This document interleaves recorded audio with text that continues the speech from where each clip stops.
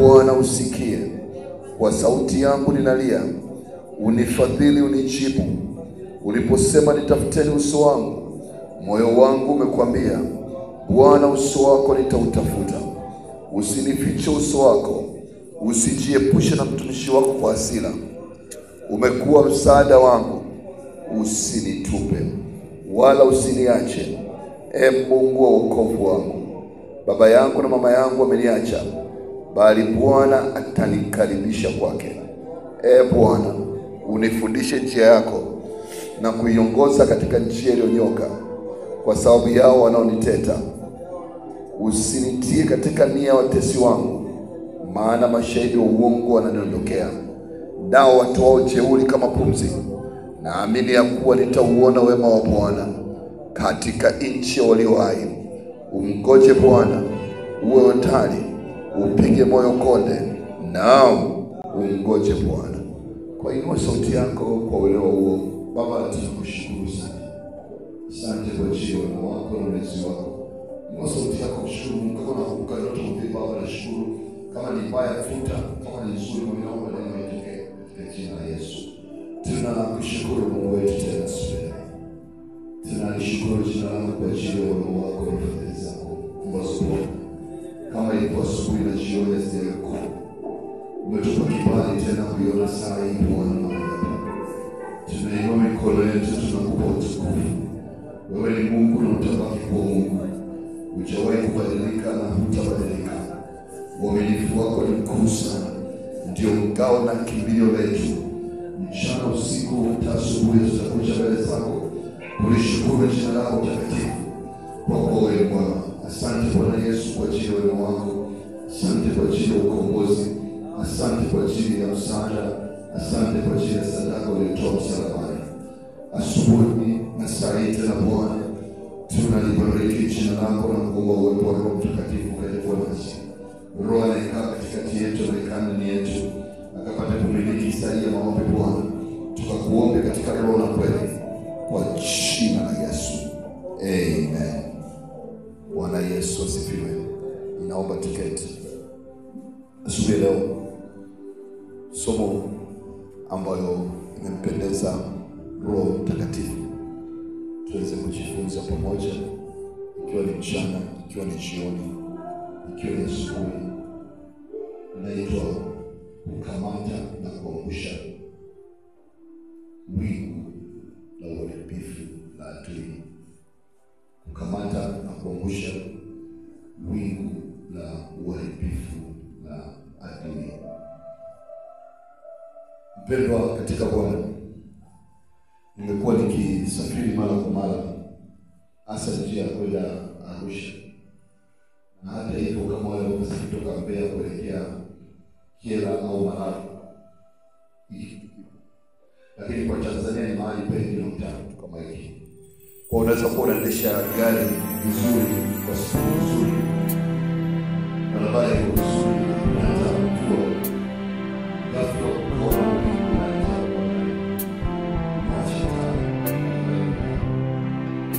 unawasha chochote barabara inaonekana.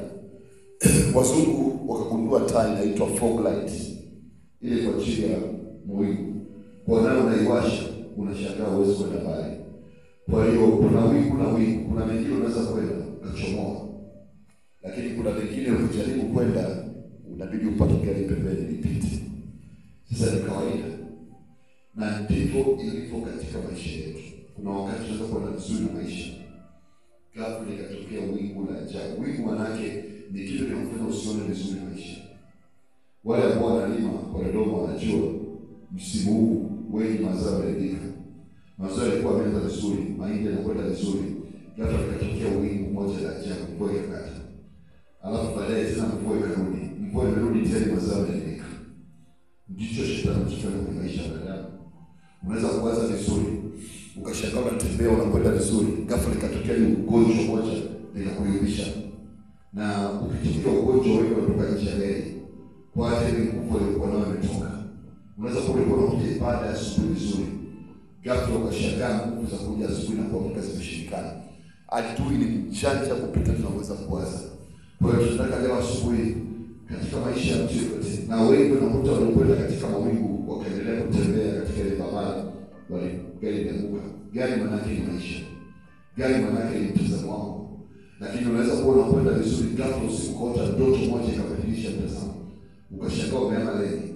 Siku moja nilikuwa nimeenda sehemu fulani kutembea, wakati wa kurudi nikakosea njia, nikaanza kurudi njia nyingine, na nikatembea kilomita nyingi sana, kumbe naenda sehemu ambayo sio yenyewe. Nikashangaa sifiki. Baada ya masaa mawili nikagundua kwamba kumbe nikakosea njia, kwa sababu na wingu fulani yanisiwe kuona vizuri. Unapokuwa na wingu ni rahisi kupata ajali. Unapokuwa na wingu ni rahisi kupata shida. Wingu ni majaribu yanayokuja kwenye maisha yako wakati ambapo unatembea sawa sawa. Wingu ni matatizo yanatokea kwenye maisha yako wakati uko vizuri. Sasa inatokana na mtazamo unao. Wana wa Israeli walikuwa wametoka nchi ya Misri kwenda nchi ya Kanaani, kitabu cha Kutoka sura ya 14. Ghafla wakashangaa wanaona bahari mbele yao, na ghafla wakamwona Farao anakuja nyuma kwa kasi na majeshi yake. Lakini kitu ambacho Musa aliweza kuambia, akasema msiogope, sogeni mbele. Kwa kwenye maisha usikate tamaa, uendelee. Kwa hiyo unaweza kusaidia pekee kuendelea mbele, kwa sababu wingu unaweza kufanya kaida kushoto. Kushoto ulikuwa na milima, unaenda kulia kulima. Mungu akuwatuma kwenda kwenye milima, aliwatuma kwenda nchi ya Kanaani, kwa lazima uvuke bahari. Na ndivyo ilivyo katika maisha. Mungu anapokuwa kwa maono makubwa, ni lazima uwe na uwezo mkubwa wa kuweza kusimama. Kuna wakati itabidi usimame kwa muda kuzuia wingu liweze kupita. Kuna wakati itabidi usimame kwa muda uweze kusikia sauti kutoka mbinguni na kuambia nini. Kwa Mungu akamwambia Musa, apige macho, umeshika kitu gani? Chochote ambacho Mungu amekupa, amekushirikisha, maana yake ndio usalama wako, ndio ulinzi wako. Imani yako iliyojenga, ile fimbo ilikuwa inamaanisha imani.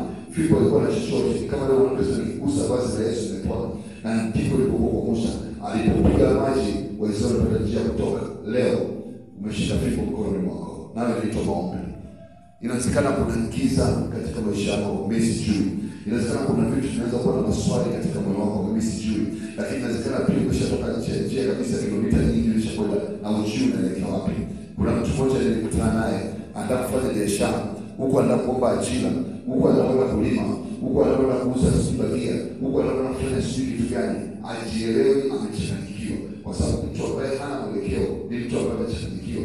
Ni muhimu sana kuelewa Mungu anataka nini kwenye maisha yako, alafu ukatembea katika ile njia, hata kama itakuwa ni bonde kule mauti, ukafika mpaka mwisho wa safari.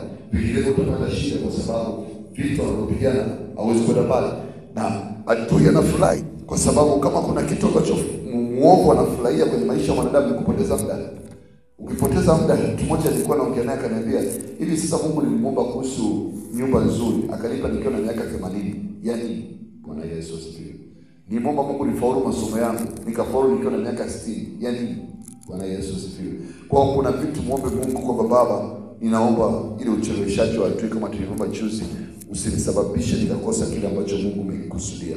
Usinisababishe nikashindwa kufikia kule ambapo Mungu toka unaomba misingi ya dunia ilifanya zile. Kila mtu hapa alipo ana hatima iliyo njema, kwa maana Mungu anajua makusudi alionao juu yako, ila macho yamefumba. Kuna kiwingu.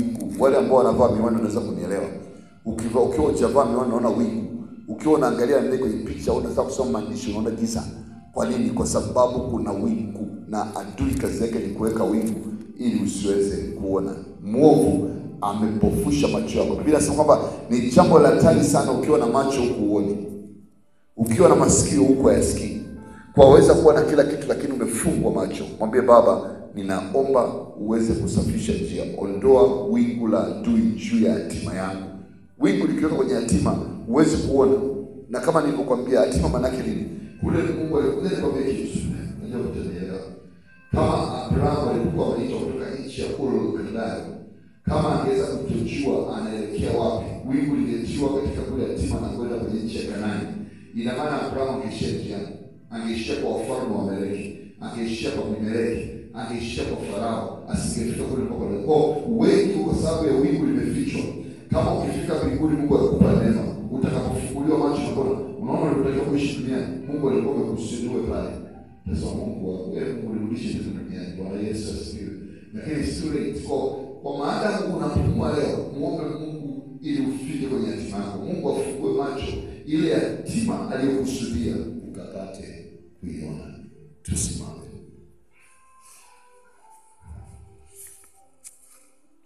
Tusimame. Naomba tuimbe namba 1 na 3.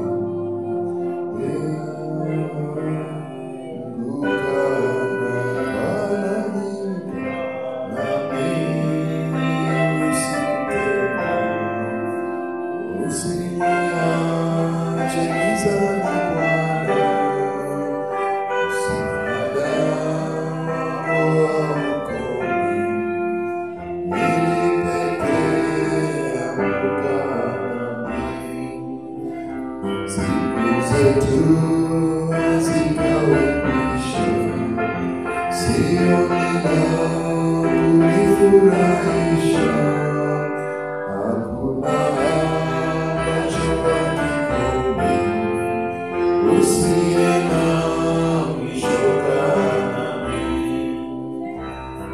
zetu hazikawi mwisho, sioni la kunifurahisha, hakuna ambacho hakikomi, usiye na mwisho nami. Haleluya. Sema, Baba, katika jina la Yesu, ninakushukuru kwa sababu ya wema wako. Umesema neno lako Bwana kwamba malaika umewaweka kuwa ni watumishi watakatifu wako. Asante kwa neema hiyo, asante kwa kibali. Ninalibariki jina lako na litukuza, maana ninalindwa kila siku, asubuhi hata jioni. Bwana, unanilinda na mabaya yote, unanilinda na waovu wote. Mkono wako uko juu yangu katika jina la Yesu. Baba, katika jina la Yesu, ninaomba saa hii Bwana, wale malaika ambao wameachiliwa kwa ajili ya kubariki maisha yangu asubuhi ya leo, wakapate kwenda kutekeleza kile ambacho umekusudia kwa ajili ya hatima yangu, kwa jina la Yesu. Baba, katika jina la Yesu, ninatubu dhambi yoyote ambayo nimeitenda, ya binafsi, ya familia, au ya mtaa, au ya ukoo, au ya taifa. Ninaomba unisamehe. Natubu kwa moyo wangu wote. Naomba rehema, naomba huruma zako zinisaidie katika jina la Yesu. Sema, Roho Mtakatifu, nisafishe mimi kutoka kila dhambi, ili Bwana uweze kunisikia katika jina la Yesu. Sema, damu ya Yesu, ingia katika mazingira ya maisha yangu, ingia katika hatima yangu, badilisha hali ya hewa katika jina la Yesu. Baba, katika jina la Yesu, mamlaka yote ya giza ambayo imetumwa rasmi kwa ajili ya kunivamia, roho ya uongo, roho ya uvivu, roho ya uzinzi, roho ya pornography, roho ya kupoteza muda, roho ya uzembe, roho ya kusinzia, roho ya kukosa amani, roho ya ajali, roho ya matatizo, roho ya magonjwa, leo ni leo, kwa mamlaka ya jina la Yesu, naamuru upate kukamatwa, kufa leo katika jina la Yesu. Baba, katika jina la Yesu, ninaomba sai aina yoyote ya kizuizi ambacho adui amekiweka kwa ajili ya hatima yangu, ninaamuru kizuizi katika vunjika, ondolewa katika njia na ukwenda katika jina la Yesu. Baba, katika jina la Yesu, ninainua mikono juu, ninaweka maisha yangu mikononi mwako. Ninaomba kuanza Bwana na kuendelea kuelekea kule ulikokusudia. Kila vita, kila mapambano, kila chuki ambayo ndio imeweka juu yangu, ninaifuta katika jina la Yesu. Baba, katika jina la Yesu, ninaomba leo chochote ambacho nimepoteza, iwe ni fedha, iwe ni muda, iwe ni mali, iwe ni chochote ambacho ni kwa ajili ya hatima yangu, ninakirejesha kwa moto, ninakirejesha kwa moto. Chochote ambacho kimekufa, fuata, fukuka, fufuka katika jina la Yesu. Baba, naomba utukufu ulioweka ndani yangu ukapate kujidhihirisha kwa ukuu sana katika jina la Yesu. Baba, katika jina la Yesu, ninaomba nguvu yoyote ambayo imedhamiria kunizika nikiwa hai, ninaamuru leo, achia maisha yangu, ninainuka kwa moto. Naomba hiyo nguvu ikapate kukamatwa na kuzuiwa kwa moto kwa jina la Yesu. Baba, katika jina la Yesu, ninaomba asubuhi ya leo, nguvu yoyote ambayo imekaa katika utukufu wangu, inuka, amka, kufa kwa moto kwa jina la Yesu. Baba, nanyosha mikono, ninaomba utabiri wowote wa kishetani juu ya hatima yangu ukapate kufa na usiwepo tena, bali yale makusudi yako, ule mpango uliokusudia juu ya maisha yangu ukapate kutokea. Baba, ninaomba aina yoyote silaha za vita ambazo zimesema lazima ziniangamize, ewe silaha ya vita, geuka kama kanisa ya kutuma katika jina la Yesu. Baba, ninaomba ukasababishe nikafikia hatima njema yenye utukufu sana na baraka mno katika jina la Yesu, katika jina la Yesu, katika jina la Yesu, katika jina la Yesu, katika jina la Yesu, katika jina la Yesu, katika jina la Yesu, katika jina la Yesu. Amen. Nenda kaombe kwa ajili ya maisha yako. Omba pia kwa ajili ya kanisa. Ombea kanisa kwanza, kisha ombea maisha yako, kile ambacho unataka kufanya au kinapita pamoja naye mawingu makubwa ambayo tunaomba. Ni sauti yako. Baba, katika jina la Yesu tunakushukuru sana. Tunainua kanisa la wale hapa mikononi mwako. Rebo sakari na raboshe. Rege bagari na raboshe bakari na rabase. Rako bakari na raboshe bakari. Rebe sakari na raboshe bakari na rabosa. Rege bakari na raboshe bakari na rabosa. Rege bakari na raboshe bakari na rabosa. Rabosa bakari na raboshe bakari na rabosa. Remeza karienda rabosha bakarienda robosaba. Katika jina la Yesu ninaomba kwa jina la yule Bwana. I pray for the grace for them to stand in faith with Christ Jesus. I pray for this sister. I pray for this brother. Oh God, please have mercy in the name of Jesus. Father, naomba nguvu, naomba neema wale Bwana wamekata tamaa wakaweze kusimama tena. Naomba wale Bwana tunaporudi nyuma wakaweze kusimama tena. Wale kamata dhambi na matatizo wakaweze kusimama mbele tena. Neema yako Bwana ikawarejeshe wakaweze kwenda mbele katika jina la Yesu. Naliombea kanisa la utuma Bwana ukapata kwenda kuibariki na kuisababisha ikawa ni moto na nguvu kinyume na adui shetani. Naomba ukatukuze Bwana, ukatuimarisha, ukatuongeze. Baba, wote ambao walikusudiwa kuwa na ushirika wa mahali hapa, sababisha wakaweze kuja mahali hapa. Wale wote walikusudiwa na kuwa na ushirika wa mahali hapa, sababisha wakaweze kuja mahali hapa katika jina la Yesu. Ile vita ambayo imeinuka, wengine wanapigana kwa nguvu nyingi, wanatumia masuka na vyombo vingi, lakini tunapotegemea wewe Mungu, naomba ukaguse mioyo ya watu, ukaiyeyushe wewe ikaweze kuwa mahali hapa katika jina la Yesu. Kila mvuto, kila aina ya ufuatiliaji tunautengua kwa sio Mungu. Kwa neema yako Bwana ikawailisha utumishi wako katika madhabahu hii, kwa jina la Baba, Mwana na Roho Mtakatifu. Amen. Hallelujah. Basi kwa pamoja ninaomba tuseme sala ya Bwana. Baba yetu uliye mbinguni, jina lako litukuzwe. Ufalme wako uje, mapenzi yako yatimizwe, utakalo lifanyike hapa duniani kama lilivyo mbinguni. Tupe leo riziki yetu ya kila siku. Utusamehe makosa yetu kama nasi tunavyosamehe waliotukosea. Usitutie katika majaribu, bali tuepushe na ule mwovu. Kwani wako ni ufalme, nguvu, utukufu hata milele. Amen. Neema ya Bwana wetu Yesu Kristo na upendo wa Mungu Baba na ushirika mtamu wa Roho Mtakatifu uwe na sote sasa na hata milele. Amen.